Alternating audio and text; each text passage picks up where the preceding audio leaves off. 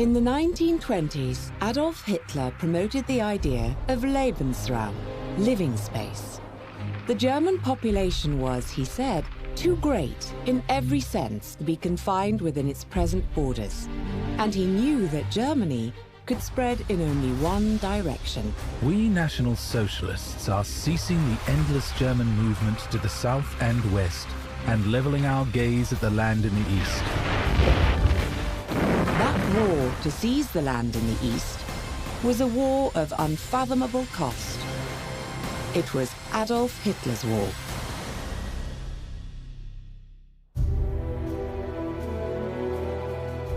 British intelligence and a complete battle plan taken from a downed German aircraft warned the Soviet leadership that Hitler had backed Plan Blue, the attack on the Caucasus.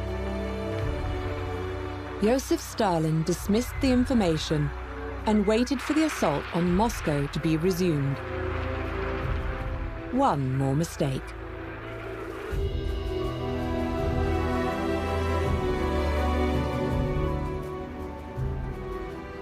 To coincide with the launch of Plan Blue, Heinrich Himmler ordered total cleansing of the Jewish population of the general government. From December 31st, 1942, no persons of Jewish origin may remain within the general government. These measures are required with a view to the necessary ethnic division of races and peoples for the new order in Europe.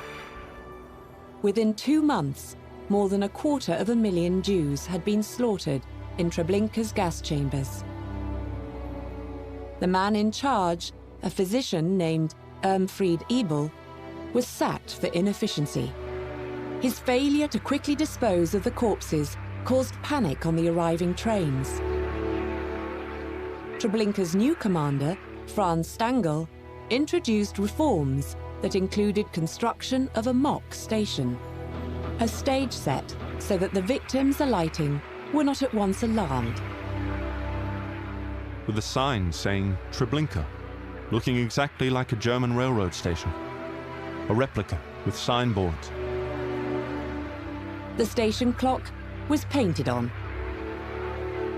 For a period of time, certainly disciplines like psychology were thinking about explaining what went on during World War II and the Holocaust as to do with sort of psychopathology, to do with extremism, to do with political force, and all of that to some degree has a role to play. But increasingly, I think people are facing this idea that there were mindsets within Germany that were broadly supportive of the activities during World War II. But as the power of the SS and the brutality of the regime rose, voices were heard warning against what Hans Frank called police state ideals. Frank was stripped of his party honours, and on July 22nd, Hitler addressed the concerns of his former lawyer. Let me issue a word of warning to our legal gentlemen. They should refrain from attempting to impose their mania for regulations on our administration of our eastern territories. And yes, it was a dictatorship, but there were certain ways to protest unpopular policies. These protests were directed not against Adolf Hitler, but against lower-ranking Nazi officials. And it almost became a saying in Germany at the time. Surely the Führer doesn't know about this, otherwise he wouldn't allow it to happen. The vanguard for the first part of Plan Blue, the advance into the Caucasus, was the 23rd Panzer Division, recently transferred from France. Soviet aircraft dropped leaflets which read, "Welcome to the Soviet Union. The gay Parisian life is now over." Blue 1, the attack on Voronezh, was to initiate a cascade of conquest. Blue 2 would strike towards Rostov. By July 7th, Voronezh had fallen and the austere was ordered to turn south. Коли німці розпочнуть операцію «Блау», це буде потужний удар німецьких військ вздовж Сіверського Донця на південь.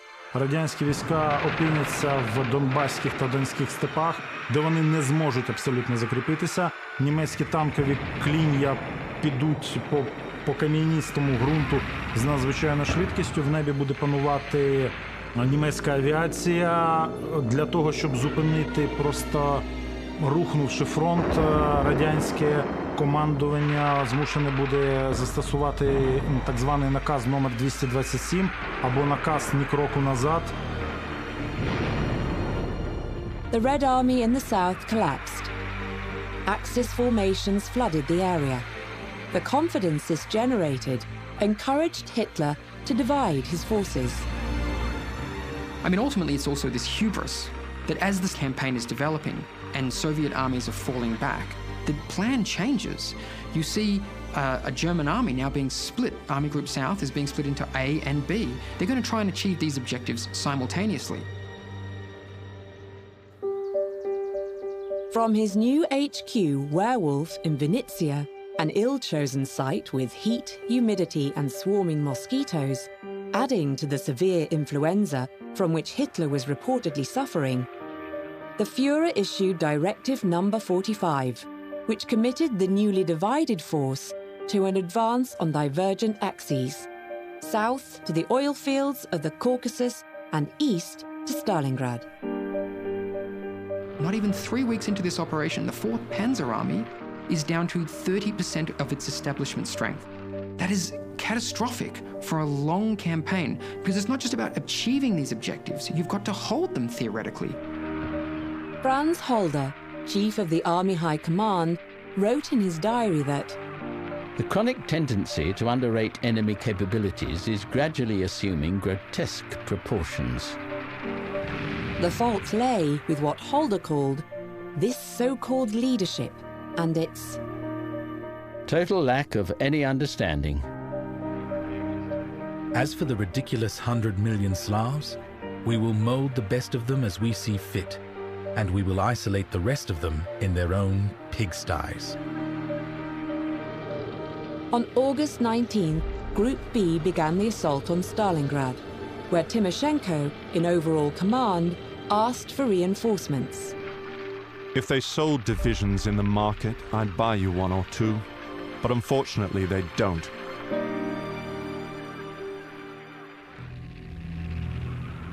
On the 21st, elements moved to within 65 kilometers of the Volga. All that the USSR had was the People's Commissariat of Defense Order, not a step back. Червоній армії запроваджувані загороджувальні загони, які будуть розстрілювати радянських вояків, які будуть відступати несанкціоновано. Helped by those detachments, rooting out defeatism and shooting deserters, the order worked. Other initiatives also strengthened the Russian people. A large order from the USSR had been received in Great Britain. It was for gold braid, which was, according to Stalin, Not just decoration, but also about order and discipline. for the first time since the revolution, officers were to be addressed by rank. They were to wear the insignia of rank. The gallantry awards of pre-revolutionary Russia were reintroduced. Western people, they will tell you because it was totalitarian system, because everybody was afraid, because everybody had someone, the soldier with a gun, and if you don't fight the Germans, they will fight you. But you know that in the reality it's impossible.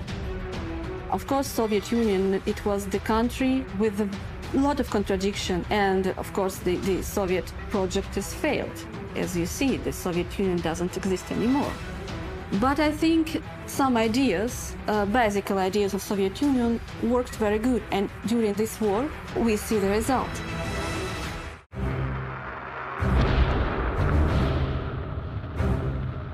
On August 23rd, the Germans reached Stalingrad's northernmost suburb.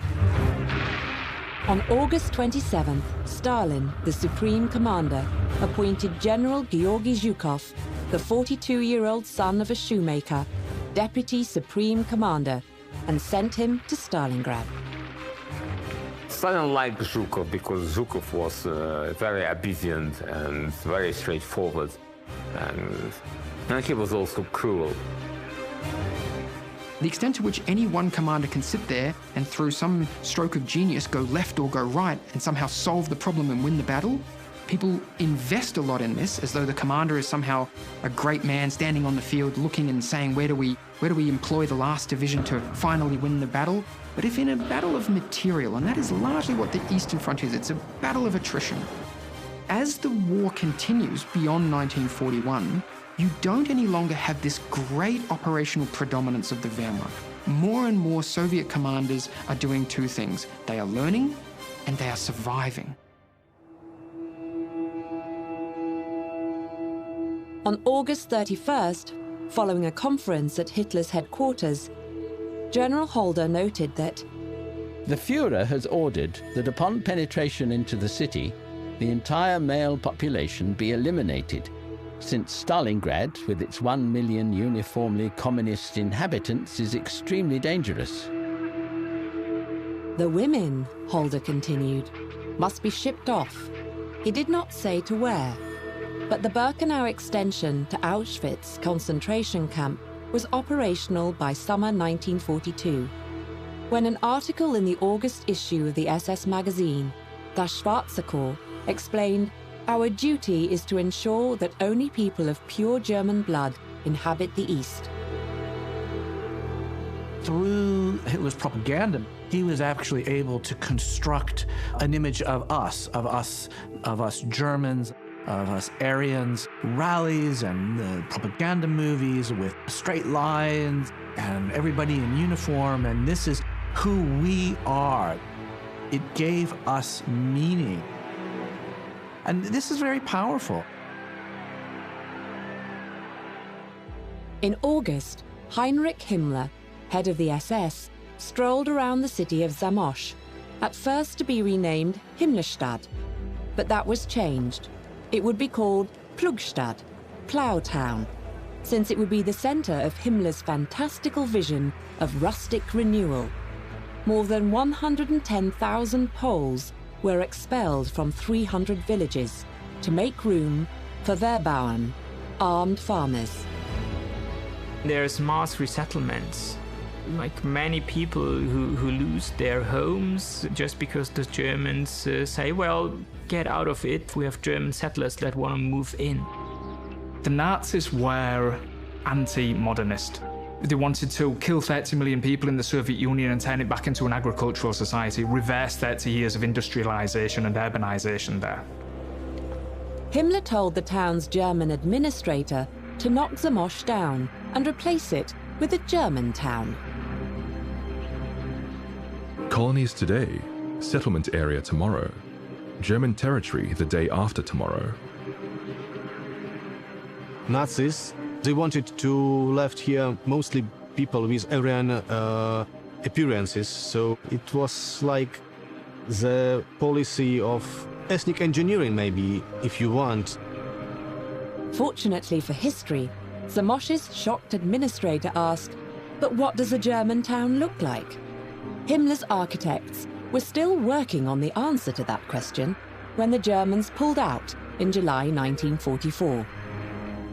Zamość is now a UNESCO World Heritage Site. Field Marshal Gerd von Rundstedt called it a dirty Jewish hole. On September 1st, Chaim Rumkowski, controversial head of the Jewish Council in the Łódź ghetto, a man who had his face printed on the ghetto postage stamps, was told that 25,000 ghetto residents were to be deported, and there was no doubting what that meant.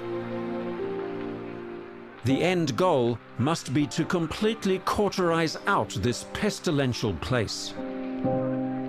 We end in the whole of Eastern Europe with more than 1,100 ghettos.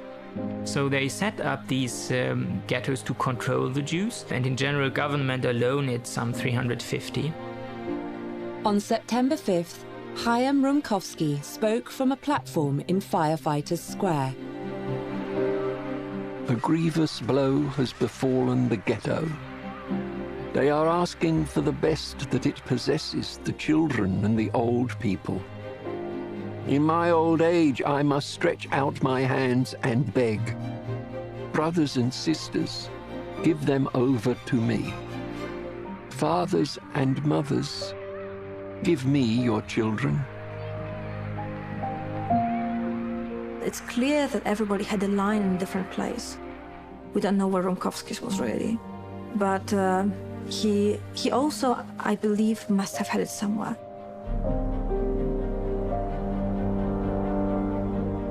On September 11th, von Paulus, commanding the 6th Army, was at the Werewolf in Vinnytsia to brief Hitler on his plan to take Stalingrad.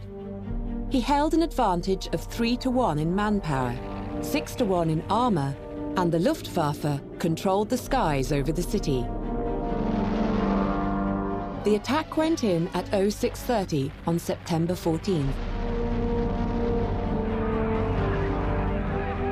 By noon, Axis troops had reached the city center. On October 14, von Paulus flung 3 infantry divisions and 300 tanks towards the factory district. On October 21st, Field Marshal Keitel said, "The Führer is convinced the Russians are collapsing." On November 8th, commemorating his failed beer hall coup and speaking of Stalingrad, Hitler said, "That is what I wanted to capture, and do you know, we got it. There are only a few more tiny pockets left." On the 11th, the German offensive reached the banks of the Volga on a 500-meter front. Ice was drifting in the river, and the Soviet reserve, of which the Germans were unaware, was over 1 million men, with 979 tanks, 14,000 guns, and 1,350 aircraft. І 19 листопада 42 року, майже одночасно з битвою в Північній Африці під Ель-Аламейном, радянські війська нанесуть потужний удар в районі Сталінграду. On the morning of November 19th, ever after known in Russia as Artillery Day, it is reported that the earth shook almost 50 kilometers from the bombardment as 13,541 Soviet guns and Russian martial music played by a 90-strong divisional band opened Operation Uranus in thick fog and driving snow. Там якраз вони скористуються тим, що безпосередньо в самому Сталінграді буде діяти німецька армія, а на флангах будуть стояти італійські та угорські частини, та румунські частини, і буде удар нанесено по найбільш слабким зонам. Within 24 hours, 65,000 of the targeted Romanian troops were prisoners.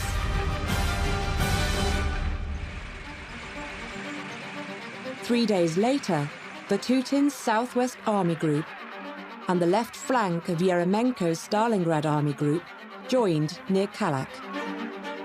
The 6th Army, the largest formation in the Wehrmacht, was trapped in the Stalingrad Kessel, 55 kilometers by 30. Of Paulus's 275,000 men, 91,000 would survive into captivity. Less than 10,000 would return to Germany after the war. Von Paulus sought permission to break out, but Hitler, having returned to the Wolfschanze at Rastenburg, refused. We must not give it up now under any circumstances. We won't win it back again.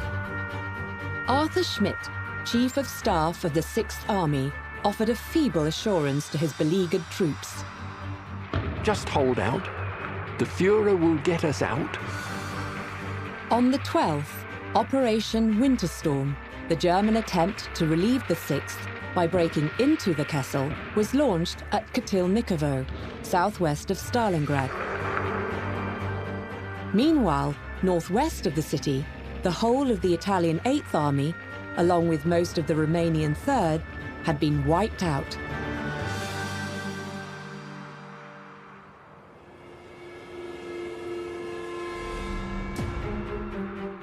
Romanians were fighting for their territories, but the Italians, they were fighting for nothing.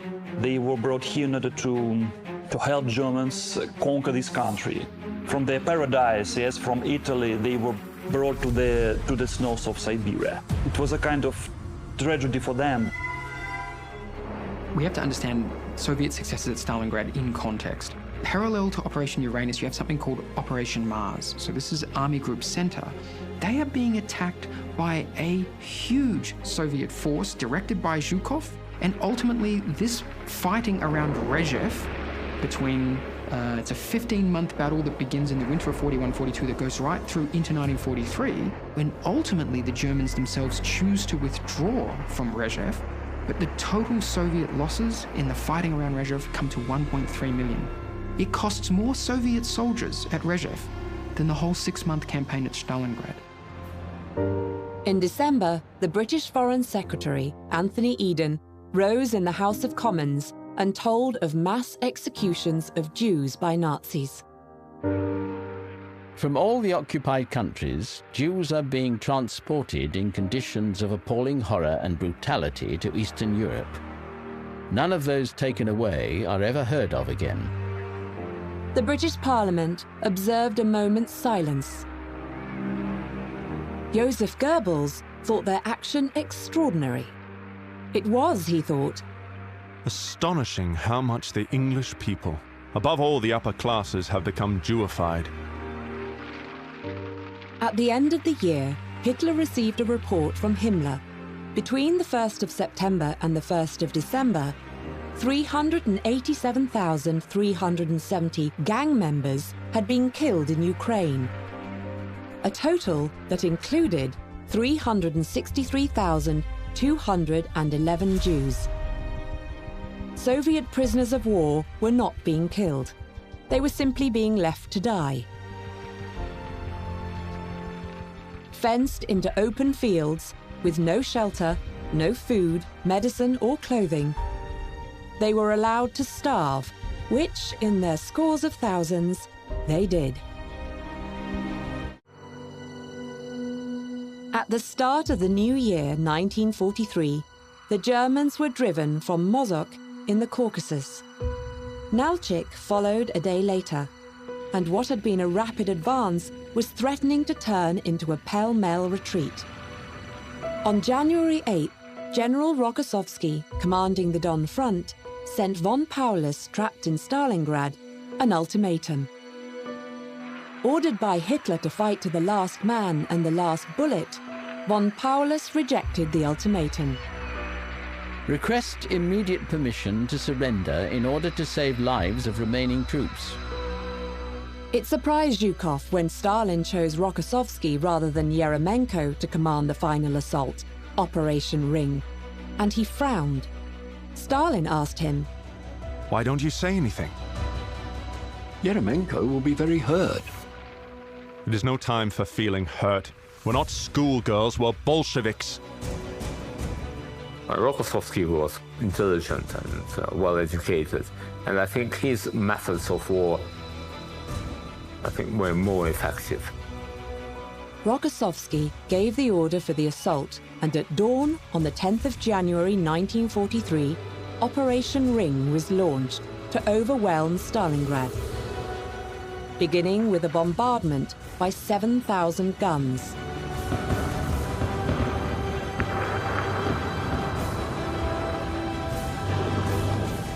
Then, 280,000 troops and 250 tanks made a final push.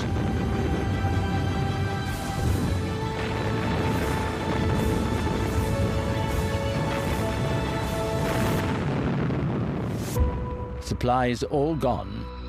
What orders should I give to troops that have no more ammunition? On January 30th, Goebbels, in a broadcast, said, 1,000 years hence, every German will speak with awe of Stalingrad, and remember that it was there that Germany put the seal on her victory. Lavrenti Beria viewed the affair less charitably. A confrontation between two rams. It was a vanity battle. Stalingrad while a great victory for the Red Army, it still has the German armies deep inside the Soviet Union. And the idea that the Red Army is one day going to push them all the way back to Berlin still seems like a long, distant prospect. Hitler promoted von Paulus to Field Marshal because no German Field Marshal had ever surrendered his command. The baton was dropped to him by air. The next day, the Field Marshal surrendered his command. Hitler called it an about-face on the threshold of immortality. Von Paulus took a different view. I have no intention of shooting myself for this Bohemian corporal. I think where Stalingrad becomes a turning point is a lot of the things we know from deconstructing the German war economy, the German army, how they understand and how they operate. To what extent did anyone know that at the time? I think there is a reason why German general staff officers, who were in command of a lot of information, should have known that.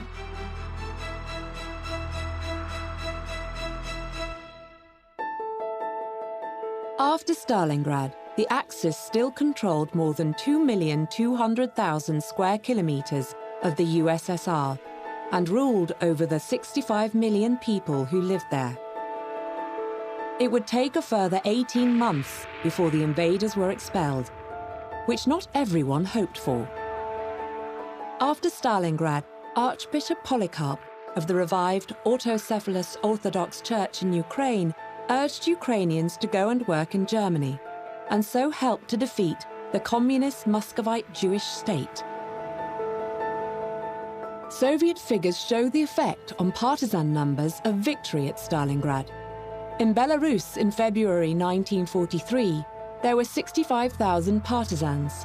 By June, 100,000. And by the end of the year, 360,000. Similar increases were recorded in the Baltic states and Ukraine. Конечно, карательные экспедиции не только против партизан проводились, и против мирного населения. Вот в чем сутность партизанских зон? В том, что, освобождая населенные пункты на определенной территории, эта территория становилась уже партизанской зоной. Но там находилось и местное население под защитой партизан. Там работали школы, там работали мельницы, там работали хлебопекарни, там работали мастерские не только для оружия, ремонта оружия, но и для бытовых целей.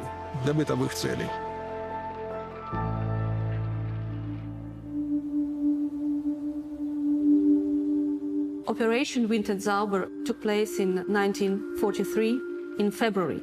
The pretext was to fight against bandits, as it was called in German documents, against partisans. The aim was to create 30-40 kilometers of clear surface without any trees, without anything, and without villages. If you look at some of the German maps, they even have whole areas which are shaded in as partisan. There's no real German occupation presence, and they're fully aware that these areas are essentially enemy-controlled. Perhaps in the hope that sightseers would become soldier farmers, the firm of Baedeker was asked to produce a tourist guide to the general government. The guide claimed anything positive as German influence, noting, for example, the typically German square in Zolkiev. Construction of Zolkiev, today's Shovkva, began in 1597. The first rabbi was appointed in 1626. In 1635, the Jews received the right to build a brick synagogue. Its construction was completed in 1690. But there were still people, older generation, who resided in small towns and shtetls. They were more or less religious. They spoke, at least in the family, Yiddish. And this culture was completely exterminated. There are still a lot of cemeteries, but of course they are in very poor condition, and some magnificent synagogues, but partly destroyed. Destroyed, but still standing. A rebuke to those who would deny. Crumbling architecture that asks, where are the Jews?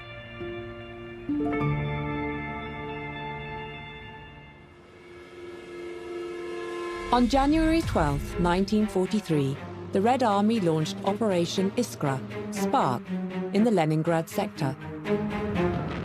With the combined efforts of the Volkhov and Leningrad fronts, defeat the enemy in the area of Lipka, Gaitolovo, Dubrovka, Shiselberg, and thus penetrate the Leningrad blockade. It speaks to something of the Soviet proficiency now to muster all of this remarkable industrial capacity into very large Soviet fronts, but they now have the operational ability to attack defended positions with major German resources and crush them. On the 13th, the Voronezh-Kharkov offensive got underway, and Hitler issued his total war decree. Führer decreed to bring another 500,000 men into the German armed forces by replacing male factory workers with women. Accordingly, all women between 17 and 45 years old are required to register for employment.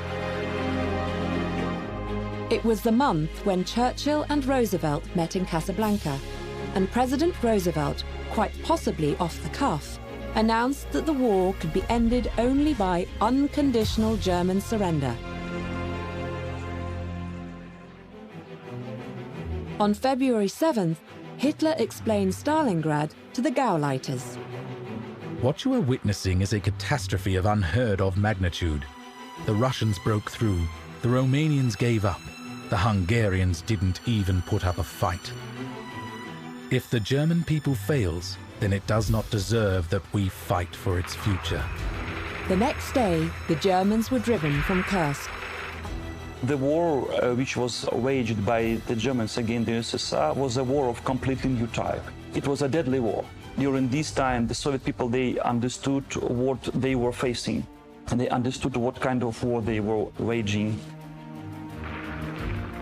On February 15th, the Demyansk offensive launched. Kharkov was recaptured. Rostov, which had twice changed hands, would not change hands again, but Kharkov did, when von Manstein, surprising the Soviet commanders, counterattacked, pushing the Soviets back to the line of the Donets.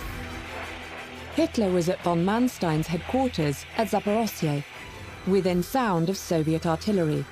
He told his troops, 1,000 kilometers from the Reich's frontiers, Germany's present and future is in the balance.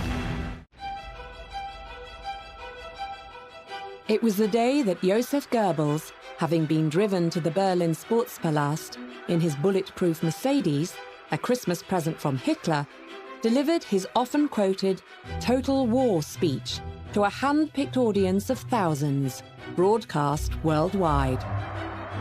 Goebbels was talking about much more than material production, than industry. He was talking about the mindset of the German people as a whole. It's a relatively advanced stage of the war, let's keep in mind. He was talking about the idea of we're all in this together and our fate lies together. Whatever happens now, we're in this together and we have to see it through. Whatever that means, whether it means defeat or victory, we have to see it through. So it was the Russians' fault for keeping military secrets, so typically Bolshevik. But they were not the worst. Jewry is a contagious infection. Enemy nations may raise hypocritical protests against our measures against Jewry and cry crocodile tears, but that will not stop us from doing that which is necessary. And this idea of the Volksgemeinschaft, the national or ethnic community, came into play here. I think that's what the Volksgemeinschaft had become by this point in the war, a community of fate, that we're all in this together. We all have done things we shouldn't have done. If we don't win this war, Lord help us. Their only answer was to ratchet up the violence, to radicalize things. Okay, they were convinced we're not actually being radical enough. If we're now losing the war, the only explanation for that is that we're not being ruthless enough, that we're not being tough enough. Так ось особлива жорстокість нацистів на теренах Радянського Союзу полягала в тому, що тут нацисти бачили, так би мовити, зосереддя зла з їхньої точки зору, зосереддя тої системи єврейської, яка начебто панує у світі. To keep Hitler's promise, deportations from the Bialystok ghetto started, and the last Jews in Berlin were shipped out. Greek Jews began arriving at Auschwitz in March. The ghetto in Krakow was liquidated, and Jews were transported from Luxembourg, from Vienna, and from Prague. When German police entered the Warsaw Ghetto to begin its liquidation, shots were fired and they withdrew. At 2 in the morning of April the 19th, troops began to encircle the ghetto. At 6, 2,000 SS troops entered to be met by meagerly armed groups bent on resistance. It's really an uprising of young people and of single people. And we often say that the uprising could only happen because those people were not responsible for anyone anymore. The bulk of the ghetto population sheltered in the concealed world they had created, in cellars, sewers, ceilings, and crawl spaces. We want to live to see light triumph over darkness, but will we make it? Is it not too late? And they're fully aware of how hopeless it is, but it is really the last try, the last effort to choose a way of dying as well, of what they consider to be a different type of death. In no way better, and that's really important, because there is no worse or better death, and they don't consider it like that. By 5 in the afternoon, with 200 killed or wounded, the Germans had withdrawn. An ultimatum on the 20th was greeted by further resistance. And on the 21st, tanks and artillery joined the assault. Mordecai Anilowitz, leader of the Jewish Fighting Organization, wrote to a friend. Perhaps we shall meet again. The main thing is the dream of my life has come true. I have lived to see a Jewish defense in the ghetto in all its greatness and glory.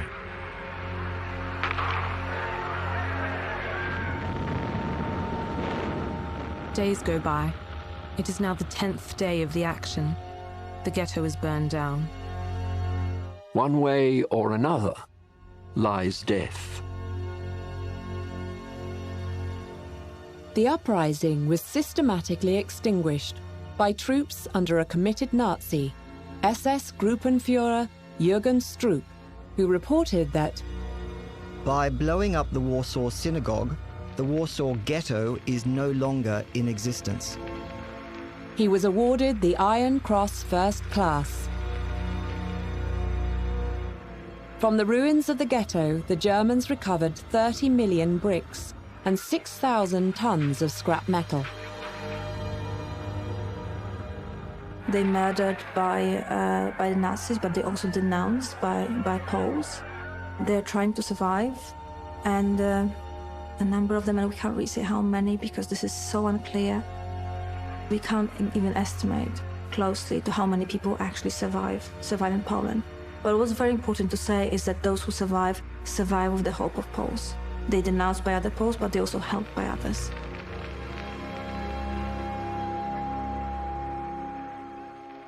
When Jews hoisted both the Polish and Zionist flags during the ghetto uprising, they were mocked in the local press. The newspaper, Young River, Nort Mordek, editorialized. Of course, we do not condone mass murders, but we consider the chosen people have linked their sympathies with the red flag from the Volga rather than with the Polish white eagle. We know about the uncountable losses that the Polish nation has suffered because of the Jews. It is for this reason that their fate, terrible as it is from a purely humane point of view, appears to be just. In similar vein, General Marjan Kukiel, Minister of Security of the Polish government in exile, asked, whether there is any truth in the claim that the opposition of the Jews was led by Soviet officers parachuted from the air, and whether arms were supplied in the same way. The clearest answer is in Gruppenführer Stroop's report. As for the spoils of the uprising, these consisted of 7 Polish rifles, 1 Russian rifle, 1 German rifle, 59 revolvers of various calibers, a few hundred hand grenades, which included homemade grenades, a few hundred Molotov cocktails, and a quantity of explosives. In 1952, at Warsaw's Mokotów prison, Jürgen Stroop was hanged for war crimes. As the ghetto was being destroyed, Josef Goebbels was writing of his most recent conversation with Hitler. Given the state of the war, what he wrote seems remarkable. The Führer expresses his unshakable conviction that the Reich will one day rule all of Europe. We will have to survive a great many conflicts, but they will doubtless lead to the most glorious triumphs. And from then on, the road to world domination is practically spread out before us. That was in May.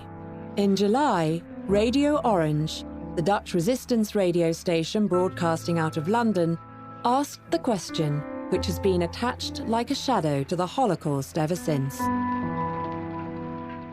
Just how does it help the German war effort to herd together thousands of defenseless Jewish Poles and do away with them in gas chambers? It was no coincidence that they selected the Jews as their main foe, as their main enemy, because who had benefited most from modernity, from the Enlightenment, from political developments and social developments in the mid-late 19th century and early 20th century? The Jews. In June, the ghetto in Lviv was liquidated. A camp orchestra had been established, which the guards assembled for a final concert, shooting the musicians as they played. Also in June, Franz Burat, regional commissioner in Brest, wrote, "The presence of the gypsies sent to me last year from Bialystok has a devastating effect. I consider it urgently necessary that these idlers be treated as the Jews are." In the months that followed, the ghettos in Minsk, Lida and Vilna were destroyed. Before the end of the year, the ghetto in Riga had been eliminated. And Jews from Italy and southern France had reached the death camps, though transport priorities were creating difficulties. Our master plan for Jewish resettlement is severely jeopardized. In 1943, the fate of thousands of Polish officers was revealed. The mass grave at Katyn was found in February.